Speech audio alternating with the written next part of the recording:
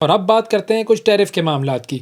अमरीकी सदर Donald Trump की तरफ से सारी दुनिया के ममालिक पर टैरिफ लगाने का सिलसिला जारी है और ये जो टैरिफ हैं ये हर मुल्क के लिए अलग अलग नंबर सामने आ रहा है। जनूबी एशिया की अगर बात की जाए तो पाकिस्तान पर बड़ी ख़ास मेहरबानी हुई है और 19% टैरिफ आयद किया गया है, जबकि बाकी जो जनूबी एशिया के ममालिक हैं उन पर 25% टैरिफ आयद किया गया है। और अगर हम भारत की बात करें तो भारत पर 50% टैरिफ आयद कर दिया गया है। भारत और अमेरिका के ताल्लुकात जो हैं वो इस वक्त कुछ खुशगवार मोड पे नहीं है। अच्छा, अब ये जो पूरा मामला है टैरिफ का, पाकिस्तान को इससे क्या फ़ायदा होगा? फ़ायदा होगा भी या नहीं होगा? भारत पर ज़्यादा टैक्स लगा है, इससे पाकिस्तान के लिए कोई अपॉर्चुनिटी क्रिएट होगी? ये पूरा सिलसिला हम डिस्कस करेंगे। हमारे साथ आबिद कयूम सुलहरी साहब मौजूद हैं, माहिर मईशत हैं, उनसे बात करते हैं। अस्सलाम वालेकुम आबिद साहब। जी वालेकुम सलाम। आबिद साहब, सबसे पहले मैं आपसे ये जानना चाहूँगा कि अगर साउथ एशिया की बात की जाए तो बाकी ममालिक पर 25% टैक्स है, भारत पर 50% टैरिफ है। हम पर 19% क्यों हुआ, कैसे हुआ और ये इतना जो कम टैरिफ है इसका क्रेडिट किसको जाता है? जी शुक्रिया। वैसे अगर आप को नए वाले टैरिफ जो थे वो याद हो, जो कि अप्रैल में पहले लगाए गए थे, जिनको बाद में पॉज दिया गया, तो वो सब काफ़ी हाई थे। पाकिस्तान पे उस वक्त तकरीबन 29% टैरिफ की बात हो रही थी। अ, बांग्लादेश, श्रीलंका, ये 30+ पे जा रहे थे। उसके बाद पॉज आया। तमाम जो ममालिक है उनके साथ टैरिफ नेगोशिएशंस की बात की गई।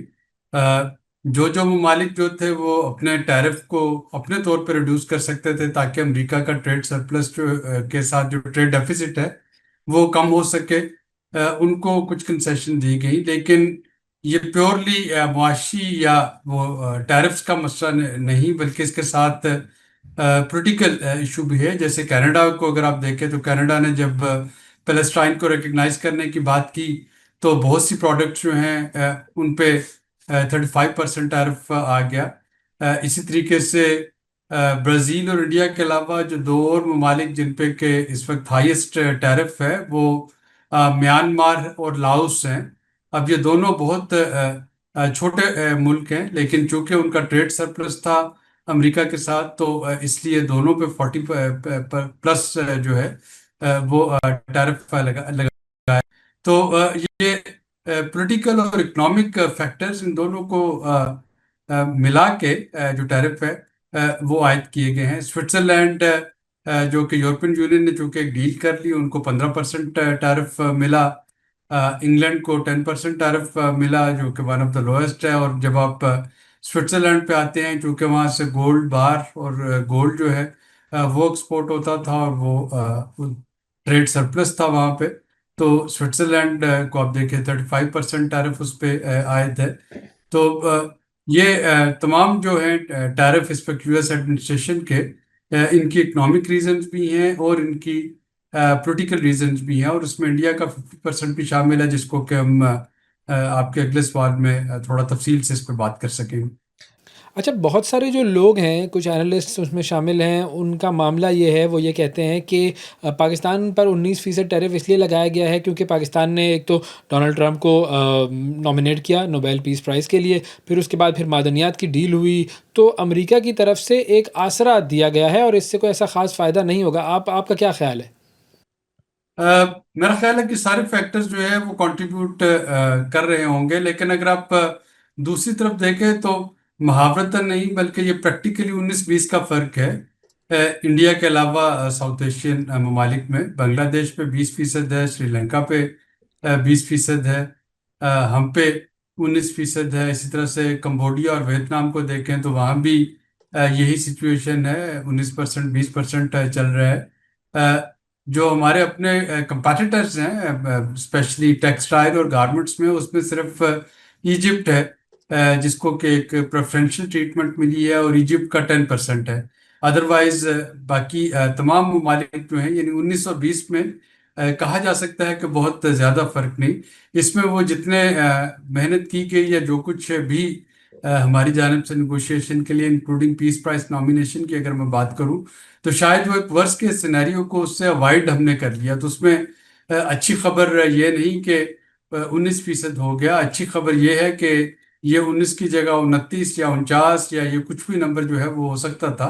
तो ये तमाम पापड़ बेलने के बाद कम से कम हम right side of US administration में इस वक्त कंसिडर हो रहे हैं। वरना ये टैरिफ जो है, जो कि आर्बिट्रेरी और मिस्किल टैरिफ है, ये इससे कहीं ज़्यादा हाई हो सकता था। ओके। अच्छा, अब अगर हम बात करें कि ये जो टैरिफ है जो कि जनूबी एशिया के ममालिक में सबसे कम हम पर नाफिज किया गया है, तो अगर हमें इससे फ़ायदा होगा तो कौन कौन सी इंडस्ट्रीज़ या यूं कहिए कि कौन कौन से सेक्टर्स जो हैं उनमें हमें फ़ायदा मिल सकता है? जो बाकी रीजन है, अगर हम 19 पे हैं तो वो 20 पे बैठे हैं। सिर्फ 1% का फर्क है। तो टैरिफ को तो मैं फिलहाल कांस्टेंट समझता हूँ। बांग्लादेश और श्रीलंका की अगर मैं बात करता हूँ, या वियतनाम और कंबोडिया की बात करता हूँ, जो पाकिस्तान की मेजर एक्सपोर्ट्स हैं यूएसए के लिए, वो हैं टेक्सटाइल और गारमेंट्स। और ये यही तीन चार ममालिक है जो कि हमें उसमें compete कर रहे थे टेक्सटाइल और गारमेंट्स में। अब बांग्लादेश श्रीलंका के जो है, अगर आप इसका ओरिजिनल टैरिफ ट्रम्प एडमिनिस्ट्रेशन से पहले का देखें, तो ये दोनों लीस्ट डेवलप्ड कंट्रीज में आते थे, एलडीसी। और एलडीसी की वजह से इनकी duty free, quota free access थी इनकी एक्सपोर्ट्स के लिए, यानी इनका टैरिफ जो है वो जीरो या नियरली जीरो से 20% पे आ गया। हम पे जो अप्लाइड टैरिफ पहले चल रहा था वो तकरीबन 4-5% चल रहा था। हमारा जो है वो 19% पे आ गया। अब जो पहले जो भी था उसको अगर आप साइड रखें, तो अब हम सब के लिए तकरीबन एक कांस्टेंट है टैरिफ टर्म्स में। नेक्स्ट जो है वो है कि एनर्जी, कॉस्ट ऑफ एनर्जी जो है वो एक डिटर्मिनिंग फैक्टर है। और दूसरा जो इसका रॉ मटेरियल है जिसमें कॉटन की हम बात कर रहे हैं, ये दो इस वक्त आपके वेरिएबल्स हैं जो कि हमें अफेक्ट करेंगे। जिस मुल्क की एनर्जी सस्ती होगी वो ज़्यादा मार्केट शेयर कैपिटलाइज कर सकेगा। जिस मुल्क की कॉटन जो है वो उसकी क्वालिटी अच्छी होगी, सस्ती होगी, वो ज़्यादा बेहतर कैपिटलाइज कर सकेगा। टैरिफ पे तो अब इक्वल लेवल प्लेइंग फील्ड मिल गया। अब जो नेक्स्ट है वो ये है कि क्या वाकई हमारे पास एनर्जी इंडस्ट्री को सस्ती है, जो कि अनफॉर्चुनेटली इस वक्त नहीं है। और सेकंड, क्या कॉटन में हम खुद कफील हैं, या हमें इजिप्शियन कॉटन का या अमेरिकन कॉटन लेके उसको इस्तेमाल करना होगा। दोनों सूरतों में ज़ाहिर है कॉटन इंपोर्ट करना होगा, और वो इंपोर्ट का एक इम्पैक्ट जो है वो आएगा। तीसरी चीज़ है कि हमें नाजरीन को ये जानना बड़ा ज़रूरी है कि ये टैरिफ देता कौन है। तो जैसे अगर पाकिस्तान में ऑटो व्हीकल पे टैरिफ ज़्यादा है, तो एक्सपोर्टर को उतना फ़र्क नहीं पड़ रहा होता जितने आपके इंपोर्टर को और कंज्यूमर को फ़र्क पड़ता है। तो ये अल्टीमेटली ये जो टैरिफ होंगे ये तो अमेरिकन कंज्यूमर पे कर रहा होगा। और जो अभी कुछ निगोशिएशन चल रही है उसमें इंपोर्टर्स ने 50-50 किया है कि ये चूंकि अचानक टैरिफ आ गए हैं, तो 50% वो कह रहे हैं कि एक्सपोर्टर दें, 50% वो खुद देंगे। लेकिन जो लूजिंग एंड पे है, that is the American consumer. तो अगर एंड कंज्यूमर की बात की जाए तो वो तो फिर आवाम ही है। इसका मतलब है कि आवाम को तो इससे कोई ऐसा ख़ास फ़ायदा नहीं होगा। लेकिन हुकूमत की अगर बात की जाए तो वो तो कहते हैं कि जी बड़ा ज़बरदस्त काम हो गया, हम पर 19% टैरिफ है, बाकी सब पर ज़्यादा है, तो अब हमारी मईशत में बहुत बेहतरी आएगी, हमें बड़ा फ़ायदा होगा। तो क्या हुकूमत की इस बात पर मैं यकीन ना करूँ? बिल्कुल, हमें सीरियसली इसलिए लेना चाहिए कि अगर यूनिस ना होता तो ये 49 भी हो सकता था। देखिए, अगर इंडिया पे 50 लग सकता है तो पाकिस्तान पे 49 भी लग सकता था, पाकिस्तान पे 39 भी लग सकता था। इन टैरिफ्स की कोई लॉजिक तो आपको बाहर नजर आती नहीं है। जैसे कि मैंने कहा कि अगर लाओस और म्यांमार जो हैं, उन पे आपका 40% प्लस लग सकता है। बाकी सारे ईयू पे 15% है, और स्विट्जरलैंड पे 35% लग सकता है। तो इसका कोई आपको रैशनल या इसकी कोई लॉजिक बाहर आप नहीं दे सकते। तो वो जो एक वर्स्ट के सिनेरियो को अवॉइड कर लेना जो है वो बजाते खुद एक बड़ी अचीवमेंट है। यानी आप ये कह रहे हैं कि बंदा मरा नहीं है, उसके हाथ पाँव ही टूटे हैं, तो इसीलिए इस पर हमें शुक्र करना चाहिए, खुश होना चाहिए। आपको ग्लास जो है वो आधा फुल ग्लास उसको देखना चाहिए। असल में बस मीडिया का फिर कुछ इसी तरह का मामला होता है। अच्छा, तो अब जब इंडिया पर 50% टैरिफ है तो इससे क्या पाकिस्तान को किसी किस्म का फ़ायदा हो सकता है?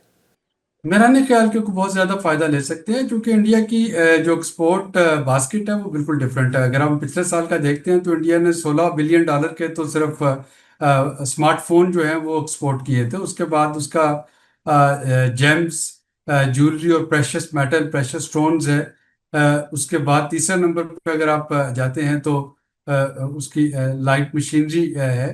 तो इंडिया की जो एक्सपोर्ट बास्केट है वो कम्प्लीटली डिफरेंट है। वो यकीनन उसमें टेक्सटाइल और एक्सपोर्ट गारमेंट्स वगैरह भी है, जो कि उसके लिए इंडिया के लिए एक टाइनी फ्रैक्शन था, तकरीबन 4-5 बिलियन डॉलर। लेकिन वो एक सेगमेंट है जिसपे कि पाकिस्तान जो है वो फायदा उठा पाएगा। लेकिन बाकी जो उसके सेक्टर्स हैं, इंडिया की टोटल जो एक्सपोर्ट है पिछले साल जो रही है अमेरिका को, वो 89 बिलियन डॉलर की एक्सपोर्ट है। तो 89 बिलियन डॉलर की एक्सपोर्ट जो है वो अमेरिका को करना, अब उस पर 50% टैरिफ लगा है। तो वो काफ़ी डाइवर्सिफाइड और बास्केट उसकी बिल्कुल डिफरेंट है पाकिस्तान के मुकाबले में। और फाइनली ये मैं जानना चाहूँगा कि मादनियात के हवाले से पाकिस्तान और अमेरिका में क्या बातचीत चल रही है? क्या कोई डील होने वाली है या हो गई है या हो रही है? क्या इस पर क्या मामला है? क्योंकि लोगों का बड़ा कंसर्न है कि जी डोनाल्ड ट्रंप जो है वो पहले यूक्रेन के हवाले से मादनियात की बात करता था कि जी मुझे वहाँ की मादनियात चाहिए, लेकिन वो मामला नहीं हो सका। तो अब उसकी नज़र जो है वो पाकिस्तान की मादनियात पर है, तो हमें बड़ा होशियार रहना चाहिए। अभी चूंकि जो है उस पर कोई डिटेल नहीं आई, लिहाजा कुछ कहना कबल वक्त होगा कि अ, कौन सी मादनियात कहाँ पे और किस किन टर्म्स एंड कंडीशन पे, या इवन जो ट्रंप ने ट्रुथ सोशल पे जो ऑयल की बात की थी कि पाकिस्तान के पास रिच रिजर्व्स हैं और उनको एक्सप्लोर किया जा रहा होगा। तो चूंकि उस पर डिटेल्स आपके पास नहीं है, कुछ कहना कबल वक्त है। लेकिन जनरली स्पीकिंग किसी भी मुल्क के लिए, इंक्लूडिंग पाकिस्तान, डेवलपिंग कंट्रीज के लिए जो अपने नेचुरल रिसोर्सेज से फायदा उठाने के लिए तीन चीज़ों का होना बहुत इंपॉर्टेंट है। एक टेक्नोलॉजी और टेक्निकल इंफ्रास्ट्रक्चर का, दूसरा आपके पास फाइनेंसेस, ताकि उस पर जो इनिशियल इन्वेस्टमेंट करनी है वो हो, और तीसरा जो पाकिस्तान के केस में बहुत इंपॉर्टेंट है वो security situation and law and order situation है। और इन तीनों का जब तक कॉम्बिनेशन नहीं बनेगा उसको हम फायदा नहीं उठा पा रहे थे। अब ऑफशोर जो है, अगर ऑयल की बात करते हैं और वहाँ पे अमेरिकन इन्वेस्टर्स जो हैं वो अपनी टेक्नोलॉजी और फाइनेंसेस लेके आते हैं, तो मेरा ख्याल है ये एक विन विन सिचुएशन बन सकती है। अगर हम सिंध की बात करते हैं, यहाँ पे अगर माइंस और मिनरल्स की बात करते हैं, ऑयल की बात करते हैं, तो वहाँ पे आपको तकरीबन ये तीनों फैक्टर्स जो हैं वो पूरे होते हुए नजर आते हैं कि सिक्योरिटी भी है वहाँ पे। अगर इन्वेस्टर के पैसे और टेक्नोलॉजी आ जाती है तो विन विन सिचुएशन होगी। बलूचिस्तान जो है वो अलबत्ता वहाँ पे सिक्योरिटी सिचुएशन पे काम करना होगा, क्योंकि वहाँ पे एक्सटर्नल कोई भी बाकी दो फैक्टर्स अगर आ भी जाते हैं तो जब तक वो फितनातुल ख्वारिज और फितनातुल हिंद जो है वहाँ पे कारफरमा है, शायद वहाँ पे काम करना थोड़ा मुश्किल हो जाएगा। और फोकस जो है वो वहाँ पे होना चाहिए सिक्योरिटी सिचुएशन को डील करने में, अगर वाकई हम कोई विन विन सिचुएशन जो है वहाँ पे लेके आना चाह रहे हैं।